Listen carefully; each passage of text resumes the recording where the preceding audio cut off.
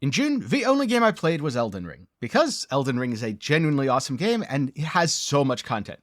In fact, it has so much content that despite playing it for almost 200 hours, now I'm like, do I go play it again? Do I play through it again? I don't know. I'm still on the fence about that one. There's a good chance I'm not going to be replaying it this year, but I'm definitely going to go back to it at some point in the future. And also, I'm kind of tempted to go back to Dark Souls 3, but then again, Black Myth Wukong's coming out, so maybe I'll just play that and scratch the Souls-like itch that way. Or Lies of P, because I haven't actually finished that game and I really should. And so, going into July with my head full of all these questions, I started with some Torchlight Infinite, played Clockwork Ballet. It was a very solid season. Ultimately, I think the standout feature is the legendary crafting, and we'll have to see how that goes going forward. After that, I kind of did some casual gaming, playing a run or two of Hades 2. Dropping in and then dropping out for Deep Rock Galactic Survivor, stuff that I could pick up and put down really easily without having to put in a ton of time. But towards the end of the month, there were a few games that I focused on. The first of which is No Rest for the Wicked's Crucible update, which completely revamped Vex Crucible.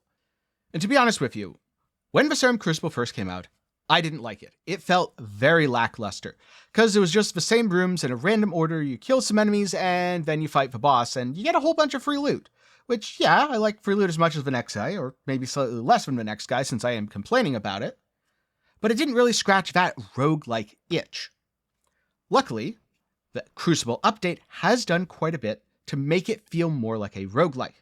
This is through the Echoes system, powerful buffs that persist for the duration of a run. So one of those buffs might be a massive damage reduction, making you super tanky and allowing you to face tank stuff. Another might be a damage proc that causes lightning to literally smite your enemies. And here I thought cosplaying as Zeus was restricted to the Hades games. Or you get lifesteal, allowing you to heal on hit. There's plenty of fun and cool things, and these echoes absolutely feel impactful. Which goes a long way to make it feel much more roguelike. Although, I wouldn't say it's perfect, because there's still one thing that roguelikes do really well, which I think Vex Crucible could also do really well, that it doesn't yet. And that is weapons. Because each run, as I went through, I still had my strength-based character with my armor and my build. I would really love to see, at the very least, some stat and weapon randomization, where you get to either allocate your stats based on the weapons you're offered, or pick from one of several presets, all of which come with appropriate weapons. That way, one run, I can be a bow character. The next run, I can be a sword character, and the run after that, maybe I just get all sorts of great axes. Yes, this would mean runs aren't necessarily as reliable. You will lose more, as is often true for many of the rogue-like games. If you don't play well, you will lose, since you can't fall back on those meta progression systems so popular in rogue-lite games. But it would also be a lot more replayable, at least for me personally, because then it still feels fresh and new. Plus, there's so many different weapons in No Rest for the Wicked, many of which have their own unique runes and their own unique playstyles, that this would go a long way to showcase that diversity within the game's builds. And if you want to see my video on Vex Crucible giving some more thoughts, that'll be linked down below. Next up, I want to talk about Flintlock: The Siege of Dawn, a game that I ended up being on the fence about quite a bit. Because on the one hand, the game was a little bit of a mess. There was some jank in the combat, there were some things that didn't quite work out, there were some genuinely awful god fights. On the other hand, there was fun parkour, good banter and chemistry between the two main characters, and overall, a surprisingly fun experience. But I ultimately did decide to recommend it because there was no quit moment. There's no point where I was like, this feels bad, I am done with this game. Instead it was, this feels bad, oh right, and the game's fun again. Yes, there were moments of jank, there were moments where combat wasn't great, there were certainly enemy and boss designs that weren't great. Ramuha being one example. It was pretty much just parry, riposte, dodge something or shoot the boss, or just attack, shoot, and oh look, free win because the boss can't do anything. But it's not like I was stuck on that fight for hours hating my life. It took me like 2 tries, and I'm pretty sure I could have done it on the first if I'd paid a little bit more attention. So, that is all to say, I think Flintlock: The Siege of Dawn has a lot of cool things going for it, but the game is a bit of a mess. And it's a bit of a mess because the devs really did shoot for the stars. They tried something incredibly ambitious, and fell short as a result. But I really hope the devs try again. Try to make a project that's maybe a little bit more reined in. Because the fundamentals of combat in Flintlock are fun.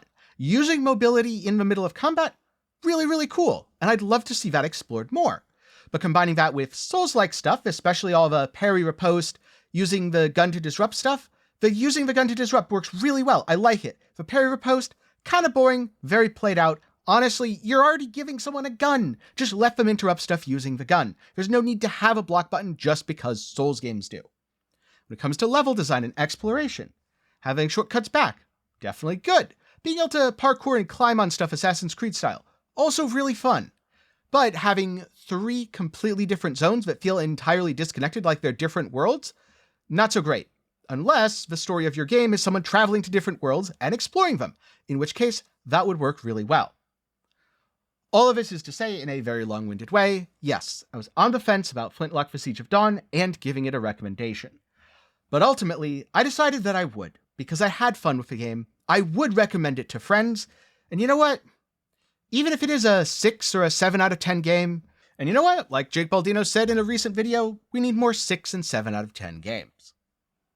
Then last up, I rounded out my month by finally catching up with Wayfinder Echoes. This is the single-player with co-op ARPG reboot of the former MMO. And one thing that absolutely stood out to me is just how satisfying the combat is. There's solid sound design, really good visual clarity, and each of the different Wayfinders has a kit that feels truly unique. Yes, you can use any different weapon on any of the characters, but when you're playing Wingrave, the tank/paladin/guardian character, he feels very different from when you are playing Kairos, the AoE Void Mage, or when you're playing Grendel the Berserker, who just goes Grendel Smash. And also, all of these characters feel very, very different from the poison-ranged character Venomous, who also surprised me with her sustain because Tenkiei is rarely something that you associate with a poison mage. After playing for 30 or 40 hours, there were certainly elements of a grind that started to get tedious. Then again, I got 30 or 40 hours out of it, which is honestly very respectable because I had long completed the single-player story. In fact, I took one character, Wingrave, all the way up to Ascension 5, I fought a whole bunch of bosses, and in general had a good time. This is exactly the sort of fun little game that I really enjoy coming across. With that said, the game is still in early access, so it's entirely possible that things will change in the future, and we'll see a few more refinements on the endgame systems. If you want to see my thoughts on the Wayfinders as characters, or the game as a whole, then you can check out the videos up in the card and down below. But that's about it for all of the games that I played in July of 2024. There is, however, one game that I didn't get to play, and that was Cataclysmo. It came out at the very end of July, and I was just really busy with other things. So I'm very much looking forward to catching up with that in August. In fact, I'm probably going to be catching up with it shortly after I finish editing this video. So if you want to see any of my thoughts on Cataclysmo, having played the full early access version, well, do be sure to get subscribed, leave a like while you're down there, and also let me know what games you are playing in July and what games you're looking forward to in August. That's it for me today. Now before I go, I'd like to take a minute to thank my patrons and channel members for the continued support. For those $1 a month, you can all make videos just like this one possible. Link to support is down below. And a big thanks to everyone who watched to the end of the video. I'm glad you're continuing to enjoy following along with my journey for the games that I play each month. Originally, this started as a way for me to get through my backlog, and it's kind of morphed into something else. Not so focused on the backlog, more just focused on exploring cool new stuff and keeping up with old favorites. And so with that in mind, I look forward to seeing you again next month when I talk about the games that I played in August, which by the way will absolutely include both Cataclysmo and Black Myth Wukong.